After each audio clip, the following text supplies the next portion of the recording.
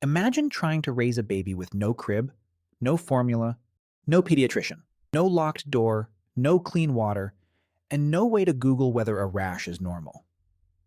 Now imagine doing that while the baby cannot walk, cannot feed itself, cannot stay quiet, cannot understand danger, and has the survival instincts of a drunk alarm clock.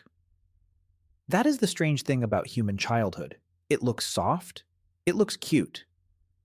But for most of human history, taking care of children was not a private family lifestyle. It was survival technology. A baby was carried, fed, watched, soothed, negotiated over, and protected from a world that had absolutely no interest in whether anyone had slept. Ancient humans probably did not raise children the way many modern people imagine. Not one isolated mother in a cave. Not a tiny nuclear family pretending the rest of the group was background scenery. That version feels obvious because modern life trains you to see parenting as a private project. Your child, your house, your problem. But the human child is suspiciously bad at being raised by one person. Human babies are helpless compared with many mammals. They arrive with huge needs, slow bodies, needy brains, and a talent for screaming exactly when silence would be useful. That helplessness is not a design flaw. Humans evolved large, flexible brains. But those brains needed years of feeding, teaching, and protecting before they became useful. So the real question is not just how ancient humans cared for children. The better question is how any child survived long enough to become human. The simple answer is mothers. And yes, mothers were central. Pregnancy, birth, nursing, and early bonding placed a brutal amount of biological weight on women's bodies. In a world without antibiotics or emergency rooms, childbirth itself could be dangerous.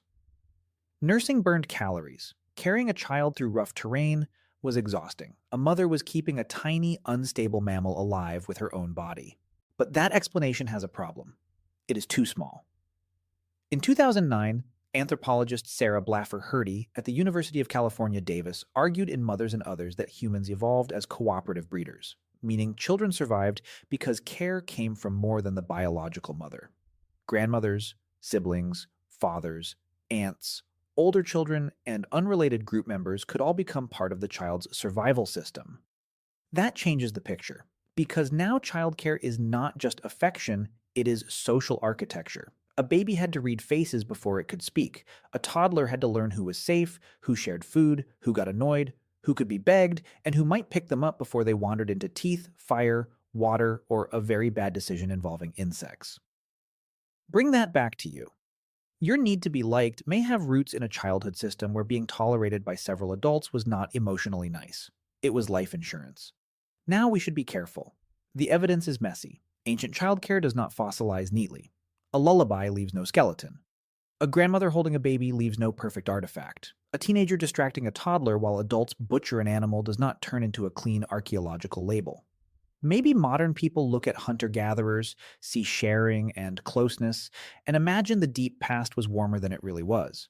Maybe survival was harsher, tempers shorter, and care more practical than sentimental.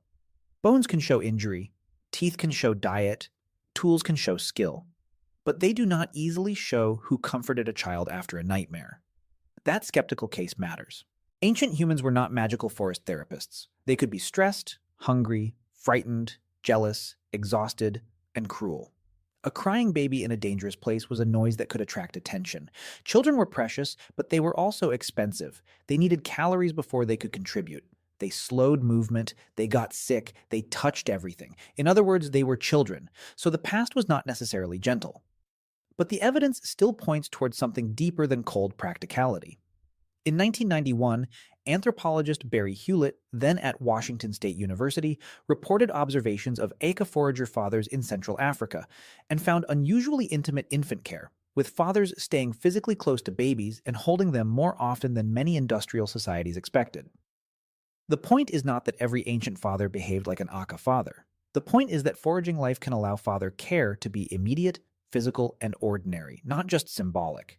That matters because children did not only need food, they needed bodies. Before strollers, the solution was contact. Babies were likely carried against skin, tied with materials that mostly vanished from the archaeological record, shifted from hip to back to arm, passed between caregivers, and kept close enough that distress could be answered fast. Not because ancient people had read attachment theory, because a baby left too far away was exposed. Food was another puzzle.